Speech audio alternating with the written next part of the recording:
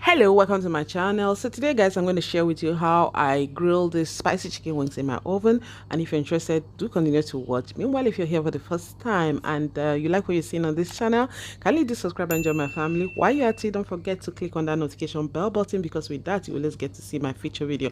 All right guys, let's get grilling right away. See you next time. Bye.